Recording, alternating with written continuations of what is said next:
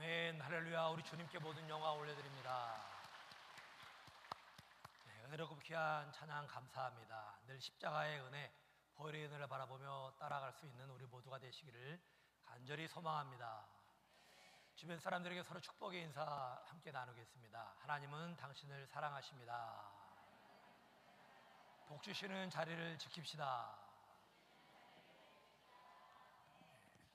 여러분은 브라질 하면은 어떤 단어가 떠오르십니까? 아마도 카니발, 축구, 커피 이런 단어가 연상이 되지 않을까 하는 생각이 듭니다. 브라질은 자랑거리가 참 많은 나라입니다. 그 중에 무엇보다 자연 경관이 상당히 아름답습니다. 제가 다녀온 나라 가운데 브라질이 자연 경관에 관한 한 단연 으뜸입니다. 사람들이 브라질 하면은 자연을 생각할 때에 이구아수 폭포를 떠올리는데, 이구아수 폭포 말고도 브라질은 살아가는 삶의 이 동네들마다 수목이 얼마나 아름답고 또 화려하게 잘 자라나 있는지 모릅니다.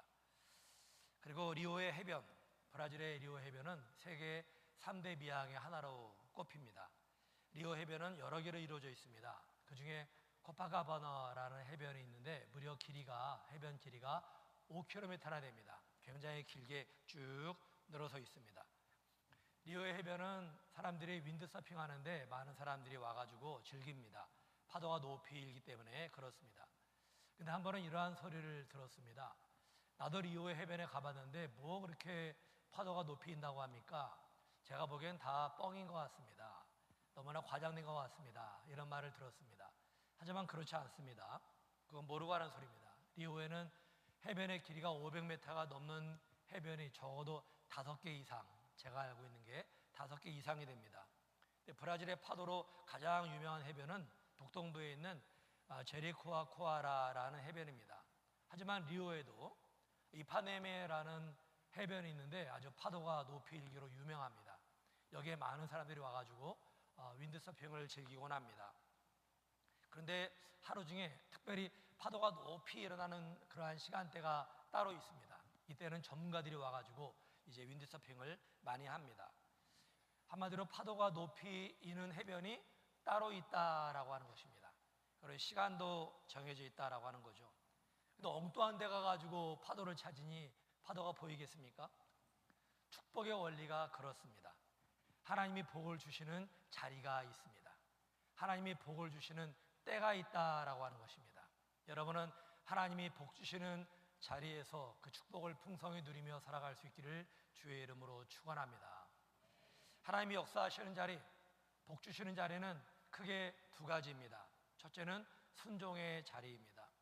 순종은 축복에 이르는 끈이라고 말할 수 있습니다. 이 끈을 붙잡고 한 걸음 한 걸음 가다 보면은 하나님이 역사하시는 복 주시는 자리가 나타난다라고 하는 겁니다. 축복의 자리가 있다라고 하는 것이죠. 어떤 사람에게는 순종의 끈이 길 수도 있고 어떤 사람에게는 짧을 수도 있습니다. 그러나 이 끈의 끝에는 축복이 기다리고 있습니다. 하나님이 천지를 창조하신 원리가 있습니다. 첫째는 하나님이 보시기에 좋았습니다. 두 번째는 우리 인간을 위해서 좋게 만드셨습니다. 인간이 살아가기에 가장 좋은 환경으로 만드셨습니다. 모든 만물을 다 창조하신 다음에 마지막으로 하신 일이 있습니다. 바로 사람을 만드신 일입니다. 그리고 복을 명하셨습니다. 하나님의 형상대로 사람을 창조하시되 남자와 여자를 창조하시고 하나님이 그들에게 복을 주시며 하나님이 그들에게 이르시되 생육하고 번성하여 땅에 충만하라, 땅을 정복하라, 바다의 물고기와 하늘의 새와 땅에 움직이는 모든 생물을 다스리라 하였습니다. 하나님이 자신의 형상대로 사람을 만드신 다음에 뭐라고 명하셨습니까? 내가 만든 모든 것은 바로 너희를 위한 것이다. 땅에 있는 모든 것을 정복하고 다스리라 하였습니다. 이건 부담스러운 명령이 아닙니다. 축복의 명령입니다. 하나님이 세상을 풍요롭게 창조하시고 우리 인간에게 다 안겨주셨습니다. 그러니 얼마나 커다란 축복입니까? 그리고 오직 한 가지만을 원하셨습니다. 바로 순종입니다. 아담과 하와를 지으시고 그들에게 말씀하셨습니다. 여호와 하나님이 그 사람에게 명하여 이르시되 동산 각종 나무의 열매는 내가 임의로 다 먹되 오직 한 가지 선악을 알게 하는 나무의 열매는 먹지 말라. 내가 먹는 날에는 반드시 죽으리라 하시니라 하였습니다. 다른 열매는 다 먹어도 좋다. 모든 것이 다 너희의 것이니 마음대로 다 해도 좋다. 그러나 한 가지만 지켜라 그랬습니다. 그리고 나무 하나를 지명하시며 선악을 알게 하는 이 나무의 열매만은 먹지 말아라 하셨습니다.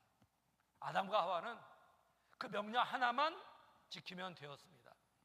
그러나 그들이 어떻게 했습니까?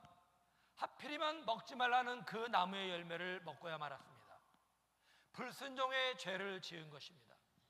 불순종의 대가가 있었습니다. 하나님의 동산에서 쫓겨나는 일이었습니다. 아담과 하와는 영원히 살도록 창조되었습니다. 하지만 불순종으로 인하여 죽음이 찾아오게 되었습니다. 더 이상 그 축복의 자리에서 살아갈 수가 없게 되었습니다. 순종의 끈을 놔버리는 순간 축복의 자리에서 떠나게 된 것입니다. 그런데 여러분, 하나님이 역사하시는 원리는 예나 오늘이나 똑같습니다. 변함이 없습니다. 이 사실을 알아야 합니다. 하나님은 우리 인간이 축복을 누릴 수 있는 조건으로 한 가지를 명하셨습니다. 바로 순종입니다. 어떤 분들은 순종을 어렵게 생각합니다. 왜 순종을 어렵다고 생각을 할까요? 주로 두 가지 이유가 있는데, 첫째는 하나님의 뜻이 무엇인지 알 수 없어서 순종이 어렵다라고 말합니다. 하나님이 나타나서 나는 너에게 이것을 원한다 라고 말씀하시면 네 알겠습니다 라고 순종할 텐데, 도무지 하나님의 뜻을 알 수가 없어서 순종이 힘듭니다 라고 말합니다. 또 한 가지 이유가 있습니다. 하나님의 뜻대로 순종하기에는 내 능력이 부족하다라고 생각합니다. 하나님의 뜻을 따라 살기 위해서는 나에게 능력이 없다고 하는 거죠. 그래서 순종을 못하겠다라고 하는 겁니다. 저도 젊은 시절에는 같은 생각을 했습니다. 하나님의 뜻이 무엇인가요? 주님의 뜻을 알게 하여 주옵소서 하는 기도를 자주 했습니다. 그리고 주여, 저에게는 주님의 뜻을 따라 살아갈 만한 능력이 부족합니다. 저에게 능력을 주옵소서 하는 기도도 자주 했습니다. 그런데 아담과 하와의 입장에서 생각을 해보면 하나님의 명령은 이해하기 어려운 것이 아닙니다. 하나님의 뜻을 쉽게 알 수가 있었습니다. 그들은 선악과가 어디에 있는지 위치를 정확히 알고 있었습니다. 그것을 먹으면 안 된다라는 사실도 알고 있었습니다. 하나님의 뜻이 무엇인지 몰랐던 게 아닙니다. 제대로 알고 있었습니다. 그리고 하나님의 명령은 지키기 어려운 것이 아니었습니다. 지키기 쉬운 것이었습니다. 그들이 살고 있는 동산에는 이미 수십 가지, 수백 가지의 맛있는 과일들이 널려 있었습니다. 굳이 그 열매를 먹지 않아도 될 만큼 충분한 먹거리가 있었습니다. 신비로울 정도로 맛있는 음식들이 널려 있었습니다. 하필이면 먹지 말라는 그 나무의 열매를 먹고 말았습니다. 저는 아담과 하와를 돌아보면서 무엇이 문제였을까 하는 생각을 해봤습니다. 여러분, 무엇이 문제였을까요? 욕심이 문제였습니다. 욕심. 필요 이상의 욕심을 부리는 탐욕이 문제였습니다. 아담과 하와의 문제는 욕심, 탐욕에 있었습니다. 생각해 보십시오. 그들이 받은 축복이 얼마나 큰 것이었습니까? 아담에게는 절세의 미인인 하와가 아내였습니다. 하나님이 보시기에 심히 좋게 만드셨으니 얼마나 아름다웠겠습니까? 세상에서 가장 아름다운 그 여인이 바로 자기 아내였습니다. 세상에 여자라고는 한 명밖에 없으니까 가장 아름다웠겠죠. 하와에게도 그렇습니다. 세상에서 가장 멋진 남자가 남편인 아담이었습니다. 그리고 그들이 살던 동산은 발가벗고 다녀도 좋을 만큼 1년 내내 최고로 좋은 기후를 가지고 있었습니다. 난방이 필요 없고 냉방이 필요가 없었습니다. 동산 전체가 집이었고 놀이터였습니다. 사자나 호랑이 와도 늘 즐겁게 놀 수가 있었습니다. 모든 짐승들이 아담과 하와의 말에 순종했습니다. 게다가 맛있는 먹거리가 지천에 널려 있었습니다. 그들은 한마디로 완벽한 지상 천국에 살고 있었습니다.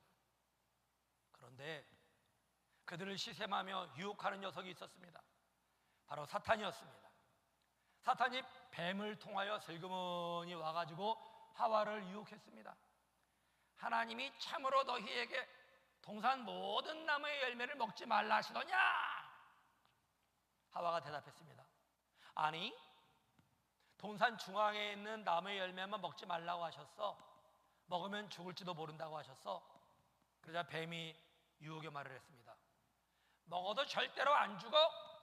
그걸 먹으면 너희가 눈이 밝아져가지고 하나님처럼 될까봐, 하나님처럼 지혜롭게 될까봐 먹지 말라고 한 거야?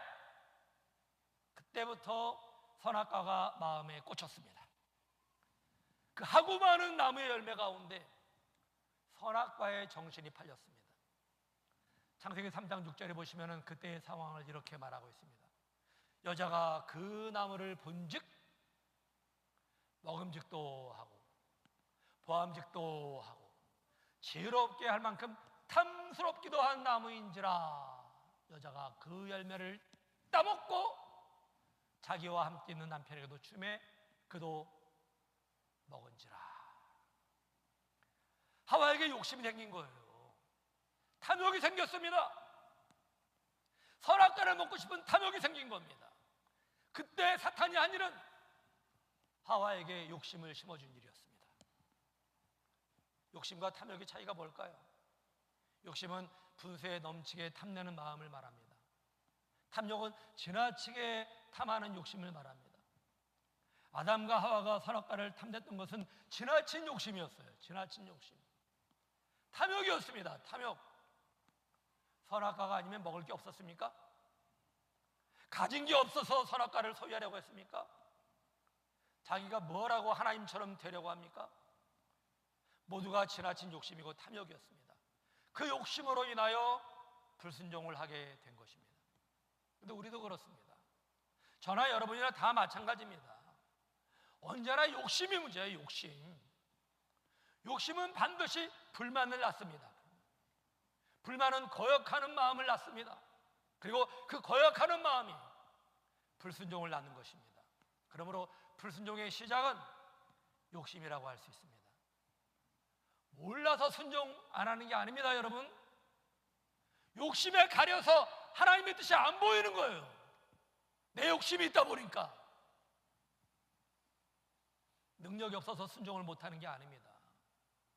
내 욕심으로 인하여 순종을 안 하는 겁니다. 욕심으로 인해서 사람이 행복해지면 얼마나 좋겠습니까?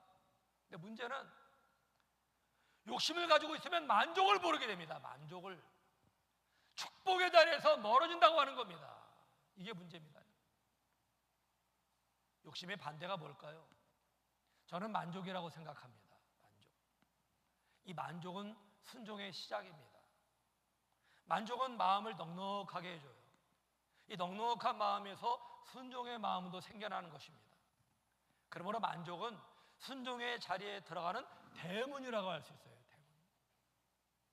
그런데 여러분, 사람이라고 하는 것은 세상에 속한 것으로 결코 만족하지 못합니다. 아무리 많이 가지고 아무리 높이 올라가도 세상에 속한 것으로는 만족할 수 있는 존재가 아니라고 하는 겁니다.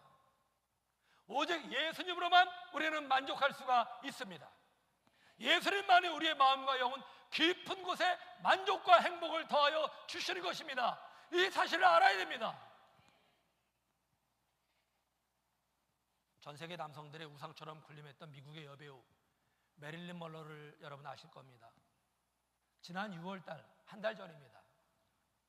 지난 6월 27일에 LA 시의회에서 만장일치로 메릴린 먼로가 생전에 소유했던 그 저택을 보존 가치가 있는 역사적인 기념물로 지정했습니다. 메릴린 먼로의 인기가 얼마나 대단한지 알 수가 있죠. 이 먼로가 살아생전에 이런 말을 했습니다. 나는 한 여성이 가질 수 있는 모든 것을 다 가졌습니다. 나는 젊고 아름답습니다. 나는 돈도 많고 사랑에 굶주리도 않았습니다. 수백 통의 팬레터도 매일 받고 있습니다. 누구보다 건강하고 부족한 것이 없습니다. 미래에도 그렇게 살 수 있을 것이라고 확신합니다. 그런데 웬일인지 나는 너무나도 공허하고 불행합니다. 뚜렷한 이유를 찾을 수는 없지만 나는 불행하다고 느끼고 있습니다. 결국 말로는 이런 말을 남기고 스스로 자살하며 세상을 떠났습니다. 나의 인생은 파장하여 문 닫는 해수욕장과 같다. 여러분, 예수님이 없는 인생은 예외가 없습니다. 누구나 다 그렇습니다. 행복의 조건을 다 가지고 있는 것 같아도 만족하지 못합니다. 세상이 주는 것은 마치 신기루와 같습니다. 신기루가 어떻습니까? 뭔가 보여요. 하지만 가보면 아무것도 없습니다. 그게 세상이 주는 행복이라고 하는 것입니다. 오직 예수님만이 우리에게 만족을 주십니다. 예수님만이 우리의 영혼에 만족을 주시고 우리에게 행복을 더하여 주시는 것입니다. 저는 예수님의 이름을 하루에 100번 이상 부르면서 아주 신기한 현상을 경험했습니다. 초조함이 사라지는 것을 경험했습니다. 하나님께 대한 믿음이 견고해지는 것을 경험했습니다. 가진 것은 그대로인데 어딘가 모르게 생활에 만족하는 것을 경험했습니다. 그러면서 하나님 말씀에 순종하는 것이 좋아지는 것을 경험했습니다. 하나님 말씀에 순종하는 것은 쉬운 일이라는 것을 경험했습니다. 저는 순종으로 인한 또 다른 축복에 큰 관심이 적습니다. 없다면 거짓말일 것입니다.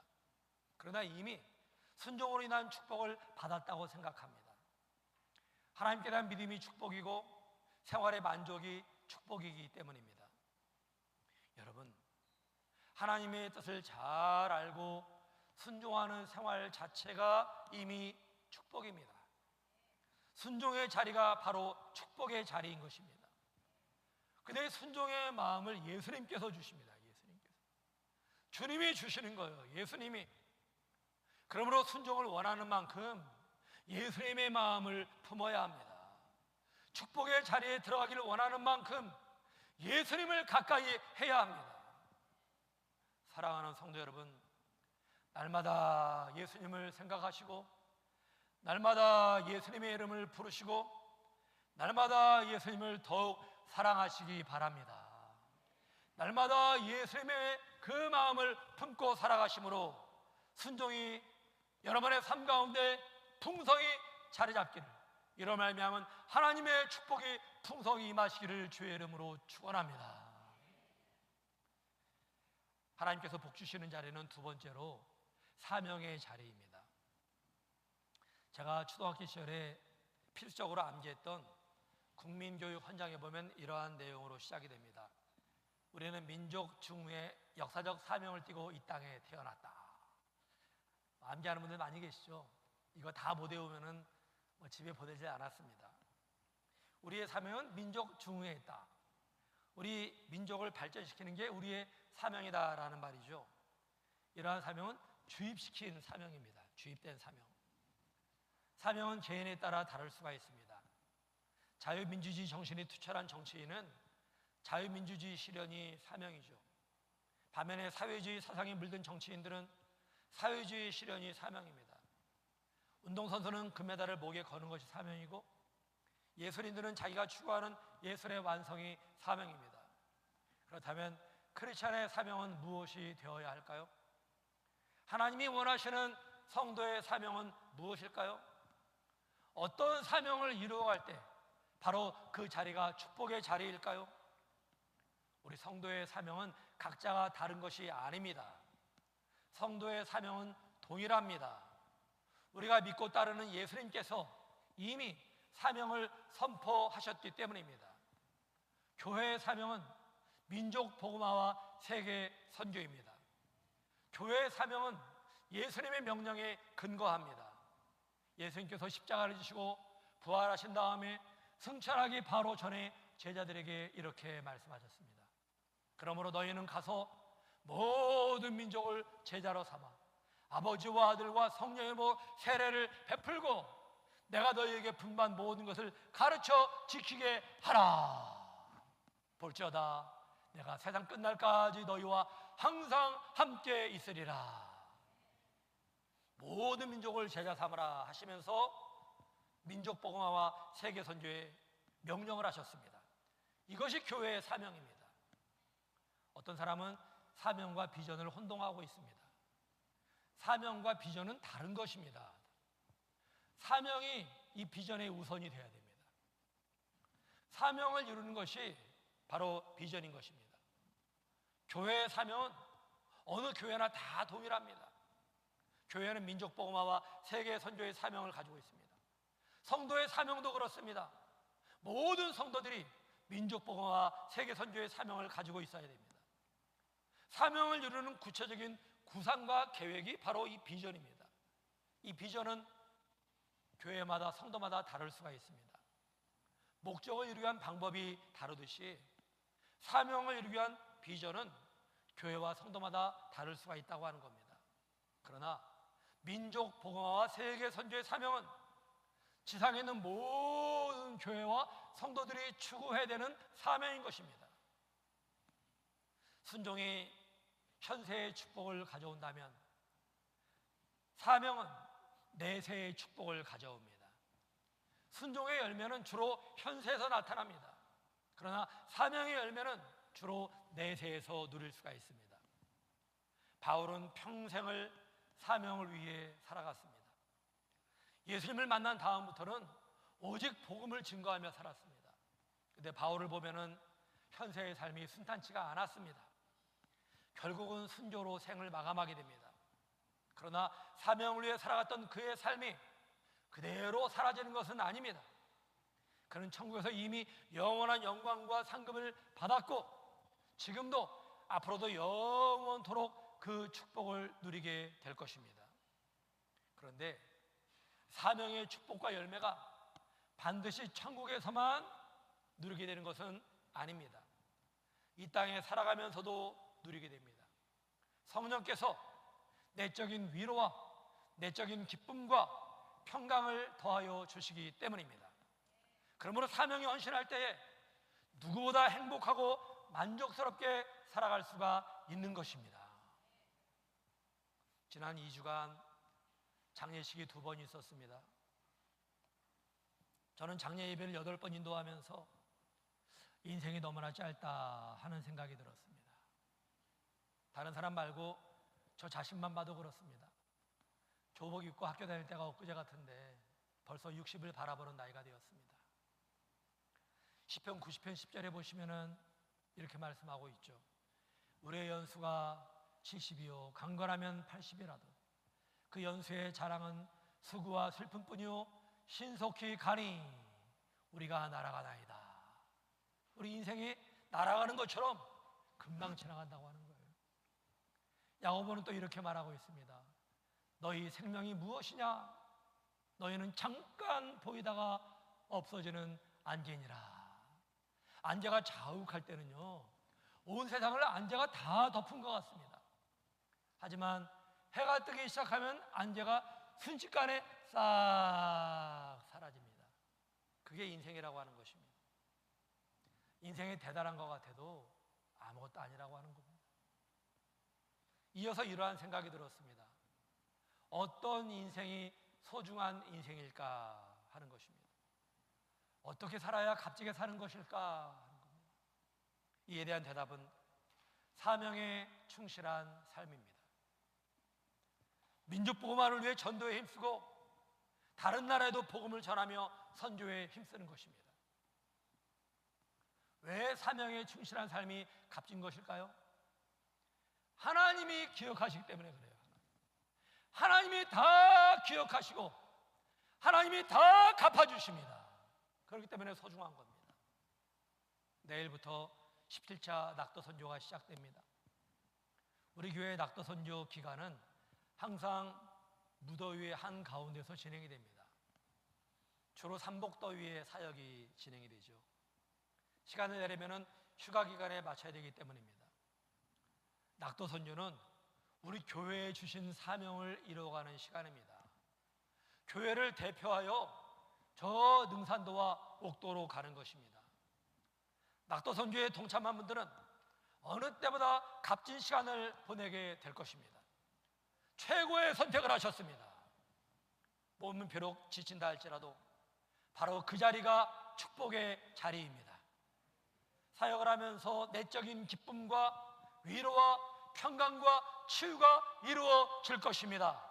저 천국에는 상급이 쌓일 것입니다. 함께 낙도로 가지는 못해도 우리 모든 성도들이 기도로 동참할 수 있기를 바랍니다. 이번 사역을 통하여 구원과 생명 역사가 풍성히 나타나게 될 줄로 믿습니다. 이번에 18차 세대명 주제를 시작하면서 초청과 전도에 부담이 있었습니다. 담임 목사 10명의 목표를 세웠는데 너무나 섣불리 목표를 세운 게 아닌가 하는 생각이 들었습니다. 본당 1층 계단에 숫자까지 명시했는데 배너라도 세우지 말 걸 하는 생각이 잠시 스친 적이 있습니다. 근데 점차 이 부담이 기대와 감사로 바뀌고 있습니다. 지난 화요일에는 목포에 사역을 하는데 세 분이 제가 이번 주일에 교회 오시죠 그랬더니만 예 목사님 꼭 가겠습니다. 세 분이 아주 철석같이 약속을 하셨습니다. 오늘 다 오신지 모르겠습니다. 주일을 맞이하는 기대감이 있었습니다. 기대감. 그리고 감사했습니다. 이런 부담감을 가지고 복음을 전하는 사명을 감당하는 생활 자체가 감사했습니다. 그 자체가 감사했어요. 사명의 자리에서 살아간다는 것은 정말 감사한 일입니다. 얼마나 많이 초청하고 얼마나 많이 전도하고 이게 중요한 게 아니라 사명의 자리에 서서 살아가는 것, 이것 자체가 소중하다라고 하는 것입니다. 바로 그 자리가 하나님이 원하시는 자리이고 하나님이 기뻐하시는 자리이고 축복의 자리이기 때문입니다. 이번 한 주간은 여러분 어디에 있든지 여러분이 있는 바로 그 자리를 사명의 자리로 만들어 가시기를 축원합니다. 유시와 시인의 책을 보면은 투장 한쪽에는 소가 쉴 수 있는 자리가 있다라고 말합니다. 투사와 싸우다가 지친 소는 어떻게 해서든지 쉬기 위해서 그곳으로 달려간다고 합니다. 거기 쉬면서 힘을 충전하기 위해서요.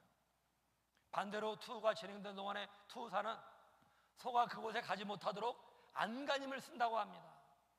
그곳을 스페인어로는 코렌시아라고 합니다. 피난처, 안식처라는 뜻입니다. 투를 이해하기 위해서 수백 번이 넘게 투장을 찾았던 해밍웨이가 이런 말을 했습니다. 소가 쾌란시에 있을 때는 말할 수 없이 강해져서 쓰러지는 것이 불가능하다.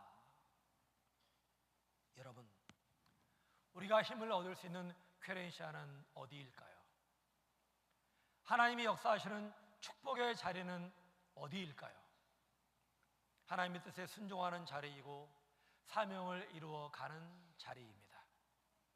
예수님으로 충만하여 주님의 뜻에 순종하시고 사명의 자리에 들어갈 수 있는 우리 모두가 될 수 있기를 간절히 바랍니다. 이런 말미암아 주님이 역사하시는 축복의 자리에 늘 머물러 살아갈 수 있기를 주님의 이름으로 축원합니다. 우리 다 같이